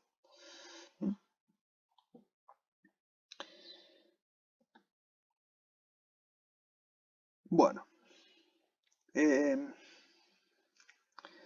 activo corriente son aquellas que esperamos que se conviertan. Acá, bueno, un poquito explicamos esto que está acá, ¿no es cierto? Lo que hablamos recién. Son aquellas que esperamos convertir en dinero su equivalente dentro del año, o sea, 12 meses a partir de la fecha de cierre del periodo a que se refieren los estados contables o si ya lo son a esa fecha. O sea, por ejemplo, que se va el dinero, ya lo es a esa fecha. Bien. ¿Qué tenemos dentro de ese activo corriente? Caja y bancos, aquellos activos que tienen poder cancelatorio ilimitado. O sea, el dinero, obviamente, nosotros lo podemos utilizar como queremos. O sea, lo más cómodo para poder pagar el dinero. O sea, si yo tengo que pagar una deuda y tengo el dinero, bueno, la pago, se terminó. Ahora, si yo tengo una deuda y tengo mercadería, no tiene un poder cancelatorio así, porque si yo no te puedo decir, mira, yo te voy a pagar con mercadería, porque a lo mejor no tenés la obligación de aceptarme mercadería, porque vos decís, no, pagame el dinero. O sea, por eso el dinero tiene un poder cancelatorio ilimitado y otros bienes por ahí a lo mejor me puede servir para pagar, porque a lo mejor a alguien le conviene y me dice, bueno, sí, te acepto eso. Pero no en todos los casos lo puedo hacer. O sea, por eso el dinero, digamos, me permite cancelar cualquier tipo de deuda. Y también otros que tengan características similares de liquidez, certeza y efectividad, como puede ser algún tipo de inversión, etcétera, que también puede tener así un poder cancelatorio. Incluye dinero en efectivo, fondos depositados en bancos del país, del extranjero, y otros valores que respondan a las características antes mencionadas, incluye entre otras caja, banco, valores a depositar, moneda extranjera, también, etcétera. Bueno, tenemos que seguir con el resto del activo. Bueno, si les parece, cortamos acá y seguimos el jueves.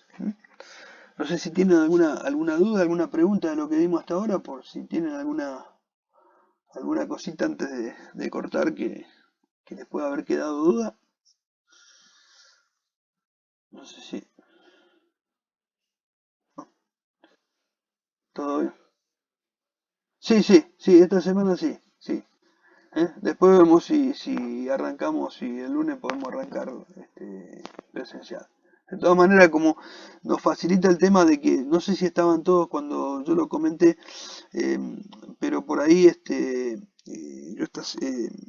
ahora no es tan complicado porque toda esta parte, como es teórica, es más fácil darla virtual. Por ahí cuando hacemos algo de práctica, por ahí a veces viene bien hacer un ejemplito, pero yo siempre por ahí a veces lo he hecho, cuando dábamos virtuales lo hacía por acá, pero te- se- por ahí es mejor a veces en la parte presencial. De todas maneras, lo que sí tengamos en cuenta que esas dos clases de la semana pasada que perdimos, yo las voy a tratar de recuperar, pero las vamos a hacer en forma virtual y las voy a ir mechando entre las clases que tengamos. Después vemos qué día por ahí, después me digan, cuando nos veamos por ahí. Vemos qué día es más conveniente para ustedes, por ahí, qué sé yo, les queda como un miércoles o algo así para que no haya problema. De todas maneras, las clases que sean virtuales, yo las grabo. Entonces, esta que grabo ahora, yo después la voy a subir al YouTube y la van a tener. O sea que esto que estamos viendo, que estamos hablando, todo, lo van a tener y lo van a tener para repasar. Así que bueno, eso sirve también. Bueno, no sé, ¿alguna otra pregunta, alguna otra duda tienen? En el caso de seguir después presencial, ¿será posible darla virtual también? Mira, el problema, ¿sabés cuál es de darla virtual? Que tengo que solicitar un aula híbrida o algo así, ¿viste? Tengo que cambiar de aula. Entonces tengo que ver si eso es posible, porque encima el problema es el horario también que tenemos nosotros. Yo no sé si se puede, tendré que ver para hacerlo así y que sea presencial y virtual a la vez. Yo estuve averiguando algo, pero bueno, ese sería el tema. Sí, sí, sí, yo entiendo que por ahí es un tema, pero bueno, no sé, vemos a ver cómo podemos hacer. Eh, Porque el tema, claro, es poder grabarlo, ¿no es cierto? Pero bueno, eh, bueno, bueno, no sé, ¿alguna otra duda, alguna otra pregunta?